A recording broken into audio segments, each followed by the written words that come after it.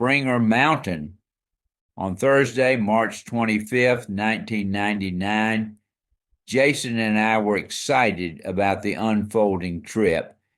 It had been in the planning stage, and now it was time to put what we planned to do into place. We were packed and ready to go when Wayne Ryan came to our house at 1115 South Jeff Davis Drive, Fayetteville, to drive us to Springer Mountain. Wayne has property near Charlie Wright, who lives just north of Ellijay, about 20 miles from Springer Mountain. Several weeks earlier, I had made an earlier trip to Springer to get a feel for the place.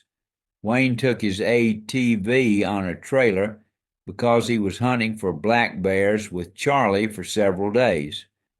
The first trip Wayne, Charlie, and I made to Springer was on an excellent overcast day. We parked in the lot just short of a mile from the summit of Springer Mountain. Wayne and Charlie had reservations about walking to the top, but we all did fine. As we were standing at the top, a team of 3 guys, well equipped for hiking, came rushing to the top. As we talked, I learned they were hiking the trail in sections on vacation time. They told me that I should be alert to Albert Mountain. They said, don't cut your fingernails because you will need everything to pull yourself to the top. For this group, this was just an overnight trip to acclimate a new man to the team. From that day, I anticipated Albert Mountain with dread, but since that time, I've climbed across Albert Mountain twice.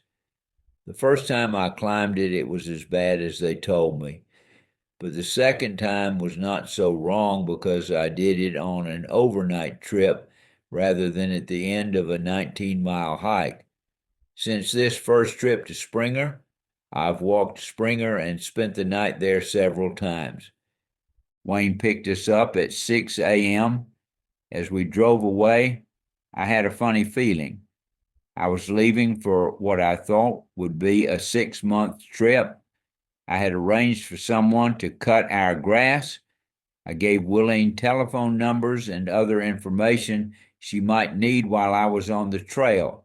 I went so far as to give her power of attorney for all my affairs. As I think about that, I've not retracted it. We were on the way shortly after 6 a.m. Charlie knew the way better than Wayne, so we picked him up to guide us. The parking lot at the bottom of Springer Mountain was full of cars, parked and unloading hikers, starting their dream trip. We met several people who were heading out on the trail. A mother, father, son, and friend spent the night near the parking lot. Beginning at this parking lot is the alternative to taking the approach trail that starts north of Amacalola Falls. The approach trail is an 8-mile walk that some say is as tough as any part of the 2,160 miles of the Appalachian Trail that ends in Maine. News reporters and other writers say that in the early season of trail walking, a hiker can pick up enough discarded equipment in this section to equip a hiker for the entire walk. Most people start with too much weight on their backs. A hiker soon learns that we can do without what we think we must have. The trail teaches the early traveler that one can do with much less than he feels that he can. Most folks would not be so thoughtless as to clutter the trail with their unwanted items. Some hikers intentionally leave items in the shelter for others needing food and equipment rather than leaving unwanted items along the trail. Most hikers live by the no trace commitment to trail stewardship. No trace means leaving the natural area as you found it by taking out whatever you take in and disturbing the natural areas as little as possible. We walked to the top of Springer Mountain, the official beginning of the Appalachian Trail for northbounders. It is about a mile from the parking lot. When we got to the top, the view was breathtaking. A favored south view looks like a lake off in the distance. As Jason and I looked out, I said, "Son, this view is why we're walking on the trail." Jason responded, "I know where there are views like this that you can reach by car." Jason was not impressed by that motive for walking in the woods. We took pictures and signed the register. There are registers in most shelters where hikers leave messages for others or just some personal thoughts. Jason and I walked off to a spot by ourselves where we had a prayer, and then we walked back to the parking lot. Once we returned to the parking lot, we put on the backpacks that we had carefully packed to begin our journey after our farewell to Wayne and Charlie. It was about 10:30 when we got started. The first part of the trail was very flat and smooth. I thought this would be a piece of cake. It was nothing but flat land. Soon I realized I was in a spider web wrapping around me, squeezing me in ways I couldn't imagine. As Jason and I took our first steps on the Appalachian Trail, several others started just ahead and behind us. A young man was beginning the trail with his girlfriend, his mother, and his father. They walked with him for the first few days to understand how he might do. The first few miles were not difficult, but I soon learned that this portion of the trail had seduced me. At about noon, Jason and I took a break for lunch. Willeen had sent us off packed with sandwiches for our first meal. As we sat down, we met our first real hiker. He was an older, experienced hiker. His goal was to walk to Damascus, Virginia, in time for a gathering of present and past Appalachian hikers called Trail Days. His trail name was Wingnut. He explained to us how he got that name. He worked on airplanes, and his friends gave him that name. He was carrying a 67-pound pack. His wife backed out of walking the trail with him, but he was walking as far as he could in a 7-week absence from his job. The experience of meeting new people with strange names always awaits further explanation. Those who have named themselves or been named by others have a reason for their trail name. Explaining how people get their trail name and its meaning is often more interesting than the name itself. The first shelter was Hawk Mountain. It was only 8 miles into our walk. It was the first day, only 2 o'clock. Gooch Gap shelter was only 8 miles away. Many 3-sided covered lean-tos are spaced along the trail for shelter during severe weather and for sleeping. I asked, "Why should we stop now?" "It's too early in the day to stop for the night." We turned toward Gooch Gap rather than stopping at the Hawk Mountain shelter. I thought there was water nearby, or at least somewhere on this section of the trail, but we didn't find any. We were slower now than we were fresh in the day. Night was coming on, and we were out of water. I was out of steam very soon, and we were in our first crisis. As I started up a hill, my legs cramped so badly that I thought we would have to take down our tent and spend the night on the side of the mountain. I rested for a while, and then I realized that I could go further. We looked and hoped for a stream or spring, but found neither. I realized that we would never make it to Gooch Gap and would do without water until tomorrow. It was late in the afternoon when we set up our tents. We had no water and knew it would be a long night. Cooper Gap. We ate dry food once we got our tents situated. Jason had a can of fruit packed in juice. He saved the juice and gave it to me. I tried to stretch out in my tent. Each move that I made resulted in the worst cramps that I've ever experienced. I didn't sleep much. Every time I stretched out, I suffered severe pain. I lived with the promising thought that a night of rest would be just what I would need. Not much sleep, but I did rest. 2 by 6 inch white rectangular strips mark the Appalachian Trail. You can usually see them every 100 feet. Some volunteers keep the markers painted and the trail clear of debris. These folks are to be commended for providing service to those who enjoy walking the trail. These white markers are called blazes. However, there are other markers to other trails that are blue 2 by 6 markers and are diamond-shaped white ones. You're off the AT when you find yourself on one of those. Other markers designate access trails as well as local trails. The first day was a learning opportunity. I went too far and didn't have sufficient water. I soon discovered that having the right amount of water was always a challenge in the containers and my body. I found it exceedingly difficult to keep adequately hydrated. We purified our water with a filtering pump. I also carried iodine tablets to purify the water if my pump failed. Creeks and springs were always down a hill away from the trail. When you are loaded with a 45-pound pack and are tired from walking up and down, stepping out of the way to get water isn't very inviting, but it is a necessity.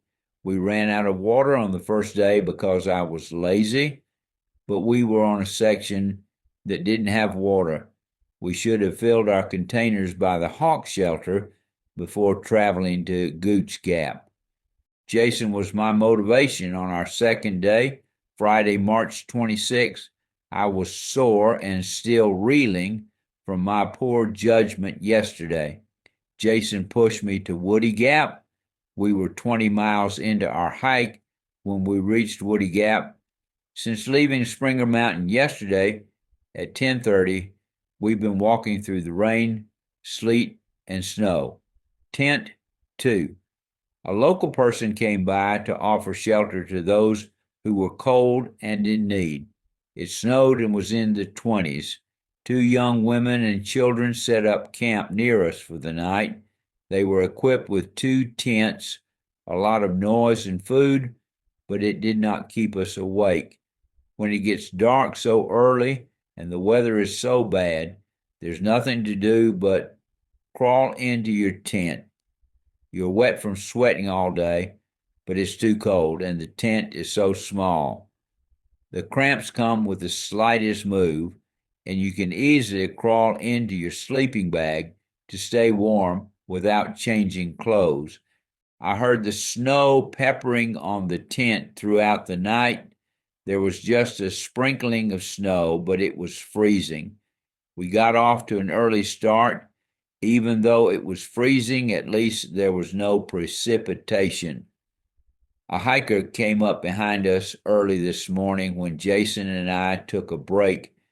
It seems that hikers are all very friendly, but I think most of them stopped to talk just for a break. The hikers stopped long enough for us to share a few minutes. Usually you introduce yourself on the trail with your trail name. This hiker introduced himself as Bristle Cone, a former law professor at Samford University, Birmingham, Alabama. Our children, Jason and Jody, are alumni of Samford University. His trial name, Bristle Cone, was given to him by a former girlfriend who described him as someone always living in adversity.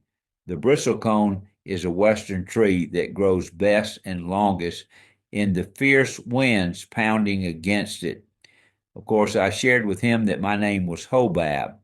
Each time I introduced myself as Hobab, I had the opportunity to explain that Hobab was Moses' brother-in-law and that his name meant son of the wilderness. Most of the time explaining my name, opened the door for further conversation, and other times little more was said with a biblical name and explanation. It's a dead giveaway that you have a spiritual connection. Some hikers immediately shared their spiritual journey with me, and I was able to share mine with them as well. The name Hobab opened many doors for conversation that I hoped it would. March 27, 1999. When you talk with someone who has walked a section of the AT, the section they walked is always the most challenging. I'd heard many stories about the difficulty of Blood Mountain. It is our great challenge today, an elevation of 4,461 feet. It was named for a battle between two Native American nations that is said to have made the mountain run with blood. Bird's Gap Shelter is a new shelter built to prevent overloading the Blood Mountain shelter at the top of the hill. I suggested that we spend the night here, but Jason overruled me. Jason knew we had the time and the energy to make it across the mountain, so I agreed. I made sure that we had plenty of water. Jason had something in mind that I didn't know about. He knew there was a telephone at the next gap.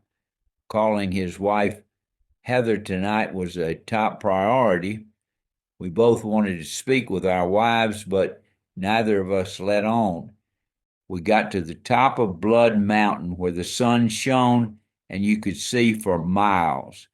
It was one of the first vistas we saw because the weather prevented us from seeing any of nature's beauty. There were a lot of campers and day hikers on the top. One of the oldest shelters on the trail is at the top of Blood Mountain, but is not used as much as it once was. It is a brick structure with 4 walls, unlike most of the shelters that are only 3-sided. Even though it is a complete enclosure, there are no window panes. Bird's Eye Shelter is one of the newest shelters, and we passed by it early this morning. It was built to relieve the overcrowding of the Blood Mountain shelter. As we sat on the side of the mountain on solid granite, I realized that Jason would soon be leaving me, and my foundation began crumbling. We removed our shoes, socks, and shirts to soak up some of the sun for a while. As we sat there with others, we took out our lunch. I ate honey and peanut butter on bagels. It was messy but good. As we talked, I was overtaken by a blue bear. Now, I had been warned about watching for the black bears, but no one told me about the most dangerous of all the bears I met, the blue bear. Without forewarning, I felt empty at the bottom of my stomach. It was the feeling I first identified in clinical training at Georgia Baptist Hospital years ago. I had a confrontation with another chaplain over caring for a patient. When I left that confrontation and thought about the circumstances, I realized this was a familiar feeling, but I didn't know what it was. A brief time later, I felt so bad that I went to the chapel to pray. I didn't feel any better after my prayer time. It was only in our group meeting, which was a part of clinical pastoral education, that I recognized that feeling for what it was. Depression. This depression came to me because of the anger that I turned in on myself. What a revelation.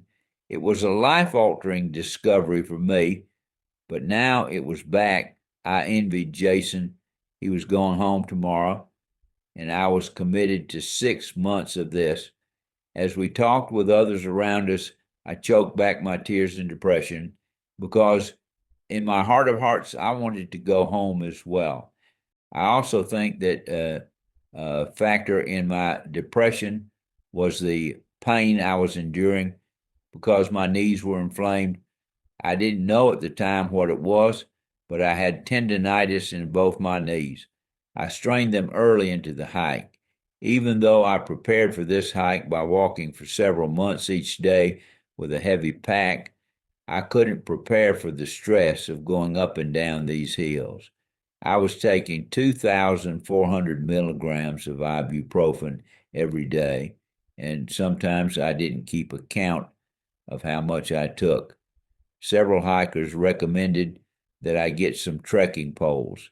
At Neal's Gap, there is an outfitting store where hikers purchase trail needs they didn't prepare for. I decided that I would get trekking poles, whatever the cost. I was in serious trouble. As we put on our shoes and gathered our things together, we realized that going down Blood Mountain to Neal's Gap would not be easy. We had difficulty locating the trail. It went over solid, slippery granite rock. It was not marked, but we found a way to get to the trail.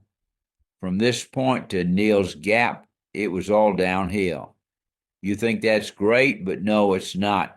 When walking down a steep grade, you take a real beating as you have added pressure to your feet, especially your toes.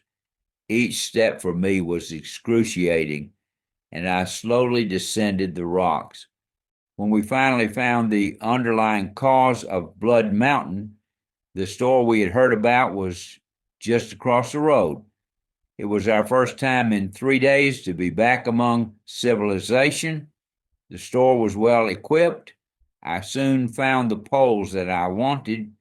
They were twice what I could buy them at REI, but REI was nowhere to be seen.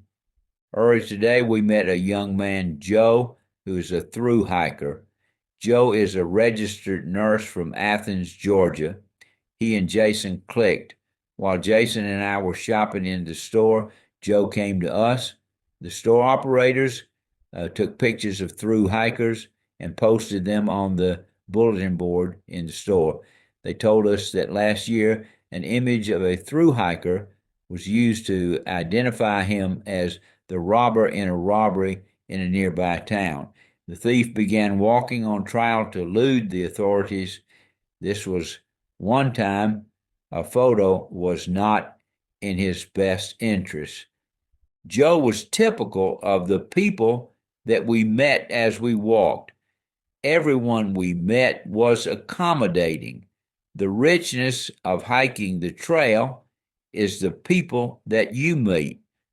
Before we walked up the trail about 50 yards to set up camp for the night, we called home. Jason couldn't reach Heather, his wife, but his mother was home. When I spoke to Willen, I was overcome by emotion for many reasons. I missed her. I left a 15-year love relationship with my congregation, and I was in physical and emotional pain. I was questioning whether I could keep my commitment to walking the entire trail. I was able to gain my composure. Willeen knew I had my trekking poles to assist me in my further walk. We camped about 50 yards from the store. It was a regular campsite, but it was unusual to be so close to civilization, not to mention a short distance from telephones. We planned to meet Willeen and Heather at the next gap, which was Hogpen Gap. Don't you like that name? Jason never reached Heather on the telephone, but he called his mother again and arranged for them to pick him up at 8 o'clock the following day. I didn't know about this early arrangement. Jason says I don't remember this account accurately, but I think I do. March 28th, 1999. This was to be a short day, only 8 miles, but it was a tough 8 miles. I've never been accused of having rhythm, but you need coordination to get the most help from using trekking poles.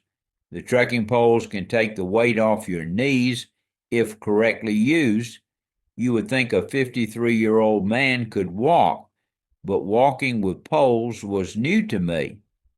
I wasn't getting the full benefit of having them because I couldn't get the rhythm. I was putting them down incorrectly for the most significant benefit. After Jason's help, I got into the proper swing of things. It was my chore to think about placing the poles on the ground at the right time. It was too much work. Later, I just put them down whenever I wanted to, not knowing if I was getting the benefit from using them. We arrived at Hogpen Gap at 2:30. We were again out of water and glad there was a spring here. This was an excellent place to camp, but what do I do for the remainder of the day? We gathered wood, replenished our water, wrote some in our journal, and then got ready for the night. Jason built a warm and homey fire in the dark, lonely mountain. As the wind began to blow, it got a little scary. From the darkness, we heard someone walking toward us. A gentleman who is an Appalachian Trail volunteer came out of nowhere because he saw our campfire. We chatted for a fleeting time about the trail and his adventures. Then he disappeared into the darkness as quietly as he came. There was a drizzling rain throughout the night. I decided to walk to the next gap before Wileen and Heather arrived for us. I didn't know that Jason had arranged for them to come so early in the morning.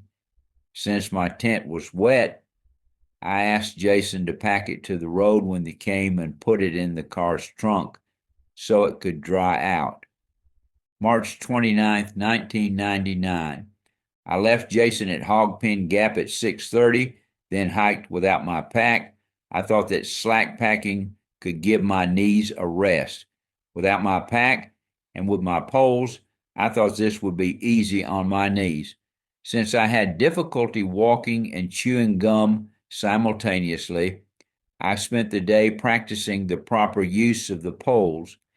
I thought it was about 8 miles across to Unicoi Gap, but it was 11 miles. It was some of the rockiest terrain that I've walked. I met several people coming south, including a couple that appeared to be in their 80s and a hefty woman who was old. I couldn't believe the last lady was alone on the trail. The couple that I met earlier was her traveling companions. They were from the north. By walking this portion of the trail early in the walking season, they could start south at Catadine and complete the entire trail in one walking season. The nearer I got to Unicoi Gap, the more emotional I was. Finally, I looked through the trees to see our gray Dodge sedan. It looked so far away and much lower than I was. When I got within hearing distance, I cried, "Hobab cometh." Wileen knew that I was hurting to see her and that my knees were hurting as well. Knowing me the way she does, she knew that I don't display my emotions in public and that I would likely not be able to control my crying, so she made her way up the trail to meet me.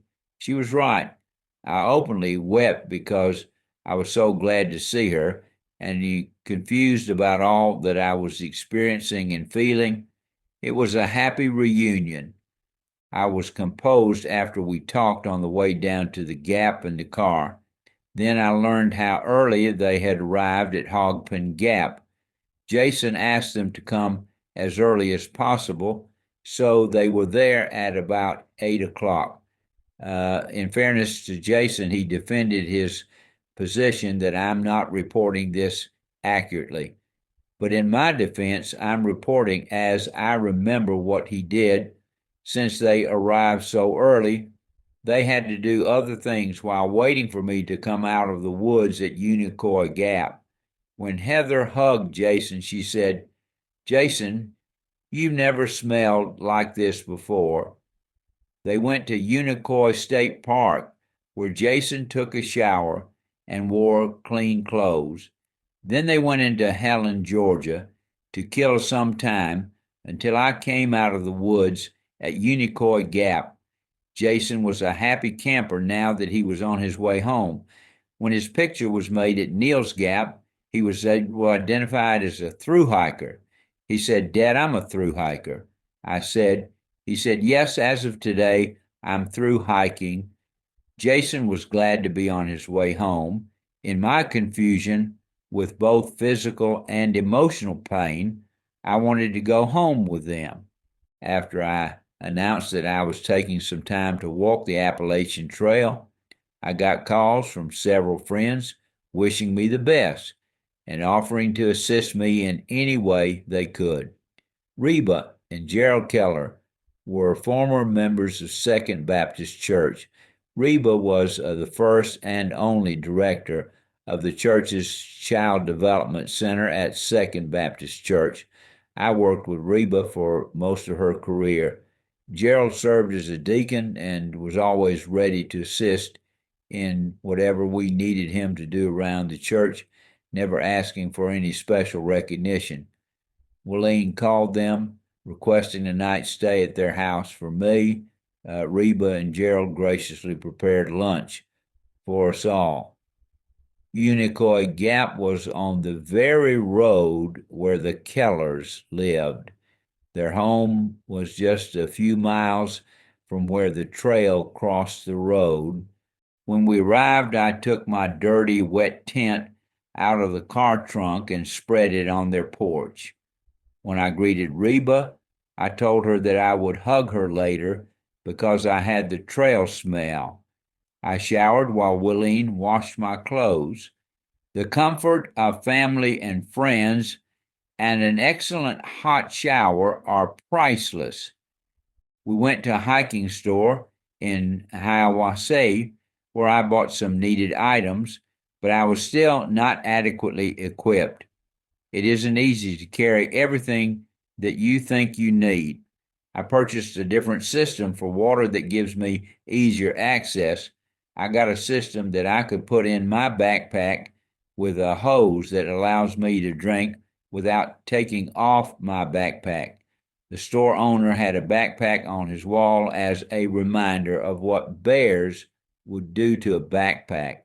This man and some friends went on a short trip when they didn't hang their packs out of the bear's reach. The pack was destroyed and all their food was gone, so they had to return home because they had no more food. He also related the story of a hiker who takes advantage of other hikers on the trail. He spends most of his time on the trail. He moves from shelter to shelter, begging for food from through hikers. This hiker was featured in a national magazine about his way of life. I left there dreading any contact with this man. Fortunately, I never encountered him.